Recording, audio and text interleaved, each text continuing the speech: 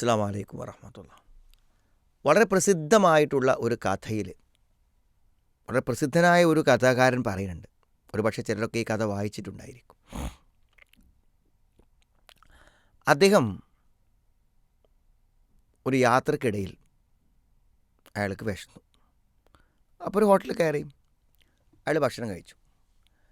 ഭക്ഷണം കഴിച്ച് അവിടുന്ന് ഇറങ്ങുമ്പോൾ അയാൾ പേഴ്സ് തപ്പി നോക്കുമ്പോൾ പേഴ്സ് കാണുന്നില്ല. പേഴ്സ് ആരോ പോക്കറ്റ് അടിച്ച് പോയിട്ടുണ്ട്. അപ്പോൾ അയാൾ എന്ത് ചെയ്യണം? ഈ ക്യാഷിൽ പൈസ കൊടുക്കണം. ഇപ്പോൾ വളരെ പഴയ കാലമാകുന്നതുകൊണ്ട് ക്യാഷിന് വലിയ വില ഉള്ളത് കൊണ്ടും ആ ക്യാഷ് അവിടെ കൊടുക്കൽ നിർബന്ധമാണ്. അപ്പോൾ ക്യാഷ്യറുടെ അടുത്ത് പറഞ്ഞു, ഇങ്ങനെ പേഴ്സ് പോയി. അപ്പോൾ അയാൾ പറഞ്ഞു, പറ്റില്ല, നിൻ്റെ ഷർട്ട് നീ ഇവിടെ അയച്ചു വെക്കണം എന്ന് പറഞ്ഞു. ആളുകളൊക്കെ അങ്ങ് നോക്കി നിൽക്കുമ്പോൾ ഷർട്ട് അയക്കണൊരു മാനക്കടല്ലേ. അങ്ങനെ ഷർട്ട് അയച്ചു.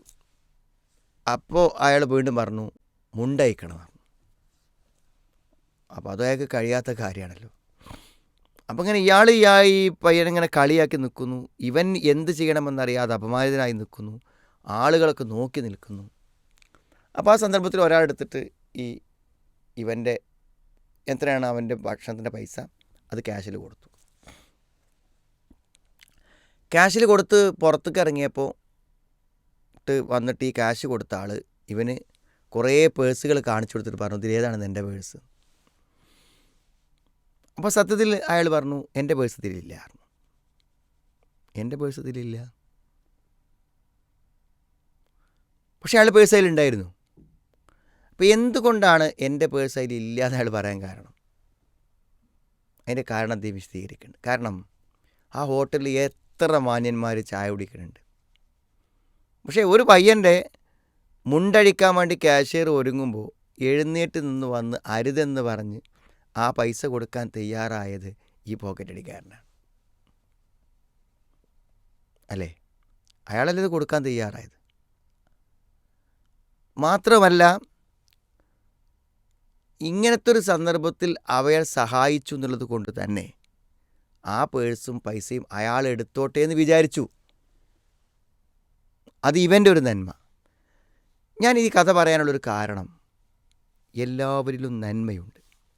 പക്ഷെ നമ്മുടെയൊക്കെ ഒരു സ്വഭാവം, ഒരാളിലെ നന്മ നമ്മൾ കാണില്ല, തിന്മ മാത്രമേ നമ്മൾ കാണുള്ളൂ.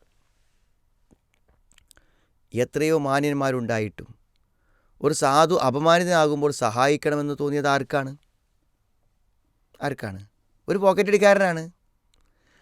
ആ പോക്കറ്റടിക്കാരൻ്റെ അടുക്കൽ നിന്ന് പേഴ്സ് കിട്ടുമ്പോൾ ആ പേഴ്സുള്ള പണം അയാൾ എടുക്കട്ടെ എന്ന് ചിന്തിക്കുന്നതിൻ്റെ ഒരു നന്മ ഈ എഴുത്തുകാരനില്ലേ? അതാണ് നന്മയെന്ന് പറയുന്നത്. നമ്മളെല്ലാവരും നമ്മുടെ ജീവിതത്തിൽ മറ്റുള്ളവരുടെ നന്മ കാണാൻ സാധിച്ചാൽ നമുക്ക് നല്ല ബന്ധങ്ങളുണ്ടാകും, നല്ല മതിപ്പുണ്ടാകും. അങ്ങനെ വരുമ്പോൾ നമ്മളെ സംബന്ധിച്ചിടത്തോളം നമ്മുടെ ജീവിതത്തിൽ ഒരു മനസ്സന്തോഷത്തോടെ നമുക്ക് ജീവിക്കാൻ പറ്റും. ഇത് മറ്റുള്ളവരെക്കുറിച്ചൊക്കെ ദൂഷിച്ച് വിചാരിച്ച്, പക വെച്ച്, വിദ്വേഷം വെച്ച്, അസൂയ വെച്ച് ഒക്കെ ജീവിക്കുമ്പോൾ സുഹൃത്തുക്കളെ, എന്ത് സമാധാനമാണ് നമുക്കെല്ലാവർക്കും ലഭിക്കുക. മറ്റൊരു സന്ദേശം, ഇതൊക്കെ ഉള്ള ആളുകൾ, ഇപ്പോൾ ഒരാൾക്ക് താടിയില്ല, അല്ലെങ്കിൽ വസ്ത്രം നിര്യാണിക്ക് മേലെയല്ല, ഇസ്ലാമിൻ്റെ ഒരു മുസ്ലിം അടയാളങ്ങളൊന്നും സ്വീകരിച്ചിട്ടില്ല, അപ്പം അങ്ങനത്തെ ആൾക്കാരൊക്കെ മോശക്കാരാണ് എന്ന് പറയാം. നമ്മൾ അവരിലുമൊക്കെ നന്മയുണ്ടാവും. എന്തെങ്കിലും ഒരു കാലത്ത് അവരിതൊക്കെ മനസ്സിലാവുമ്പോൾ അവരും നമ്മളെപ്പോലെയൊക്കെ ആവും.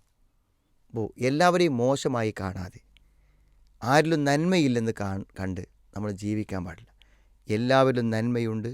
ആ നന്മ കണ്ടെത്തുവാനും അതിനെ പ്രോത്സാഹിപ്പിക്കുവാനും നമുക്ക് കഴിയുമ്പോഴാണ് യഥാർത്ഥത്തിൽ നമുക്ക് മാറ്റങ്ങൾ ഉണ്ടാക്കാൻ കഴിയുന്നത്. അതുകൊണ്ട് എവിടെയും ഒരു നല്ല ഉൾക്കൊണ്ട പെരുമാറ്റം പെരുമാറുവാൻ അള്ളാഹു നമുക്ക് തൗഫീക്ക് പ്രദാനം ചെയ്യുമാറാവും.